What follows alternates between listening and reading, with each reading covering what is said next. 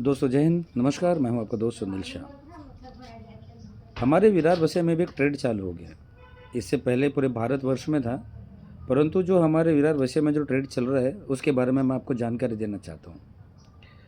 आजकल होता क्या है कि हमारे विरार वसई में खासकर नाला सोपारा विधानसभा 132 की बात कर रहा हूं मैं आपसे, कि कोई भी चीज़ अगर कुछ भी अगर प्रकरण होता है, गटर रोड रास्ता, कहीं मारा मारी हो गया, कहीं मर्डर हो गया, कहीं खून हो गया, कहीं चोरी हो गई, कहीं बाइक एक्सीडेंट हो गया।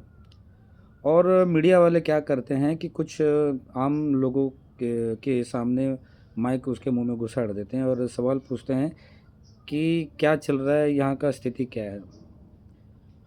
तो माइक के सामने जो वहाँ के लोग हैं वो सीधा वहाँ के जो एमएलए हैं, जो आमदार हैं, उनको टारगेट करके बोलते हैं कि आमदार का काम है देखने का, आमदार का काम ये देखने का, आमदार का काम है वो देखने का।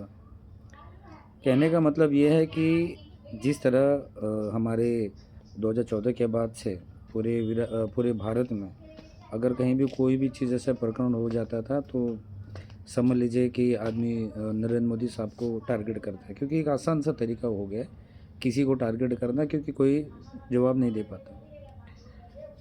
5 साल पहले यहाँ के जो एमएलए थे उनके बारे में बोलने के लिए किसी में हिम्मत थी? कोई नहीं बोल पाता था। जो बड़े बड़े पॉलिटिशियन होते, जो बड़े बड़े लीडर्स होते थे वही बोल पाते थे। जो आम जनता थी, छोटे मोटे जो पॉलिटिकल पार्टियां थी, उनकी भी बोलने का कोई हिम्मत था नहीं।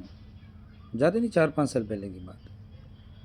परंतु अब ये हो चुका है कि कुछ भी काम होता है या मतलब नारा सुपर 132 में तो तुरंत एमएलए ने ऐसा हुआ या 133 के एमएलए ने ऐसा किया है।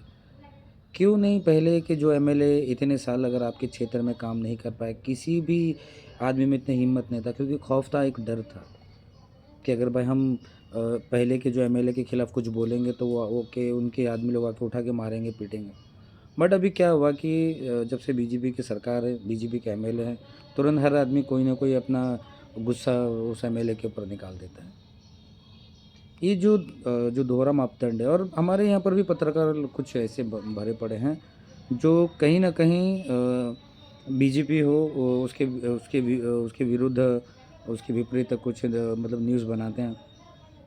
कुछ अच्छे हैं जो उनके सपोर्ट में बात करते हैं, कुछ हैं ऐसे पत्रकार जो बीजेपी के खिलाफ बात करते हैं, उसके एमएलए के खिलाफ बात करते हैं।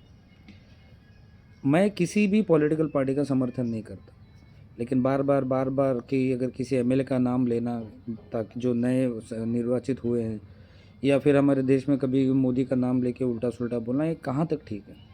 हिम्मत थी तो 5 साल पहले जो यहाँ के एमएलए थे उनके बारे में किसी भी व्यक्ति में बोलने की इतनी हिम्मत होती नहीं होती। क्या कहावत एक है कि जहाँ पर ठोस मट्टी है वहाँ पर फावड़ा आदमी मार नहीं सकता, क्योंकि वो फावड़ा में टक करके आवाज़ आएगी। पर जहाँ नॉर्मल, जहाँ हल्की फुल्की मट्टी होती है, तुरंत आदमी फावड़ा मारता ताकि मट्टी तुरंत निकल जाए। उसी तरह से पहले के एमएलए को बोलने की इतनी पावर नहीं थी, आजकल के एमएलए हमारा कुछ बिगाड़ नहीं पाएगा। इसलिए हर छोटा मोटा व्यक्ति जिसके मुंह पे अगर हमारे यहाँ के जितने भी पत्रकार माइक मुंह पे घुसाड़ देंगे, वो तुरंत एमएलए के बारे में उल्टा सुल्टा बोलना चालू कर। ये ठीक नहीं है। हर काम में जिम्मेदारी अपनी भी होती है। कहीं भी कुछ प्रकरण हुआ वो हमारी जिम्मेदारी होती है, क्योंकि जैसे पुलिस वाले का भी नाम ये होता है कि आखिर पुलिस वाले के पीछे सेटिंग कौन करता है? ये आपस के लोग ही करते हैं ना। एमएलए तो करता नहीं है, मंत्री तो, प्रधानमंत्री तो करता नहीं है। छोटा मोटा अगर रिश्वत देना भी होता तो वही आदमी जिसने झगड़ा किया या जिसने मारा मारी किया है या कुछ भी समझ लीजिए, अगर कोई ट्रैफिक हवलदार ने पकड़ा है तो दो 500 रुपये दे के वो छूट जाता है। तो इसमें किसी एमएलए का तो बोलना या किसी का नाम लेना, ये तो कहीं भी ठीक नहीं है। सोच बदलना बहुत ज़रूरी है।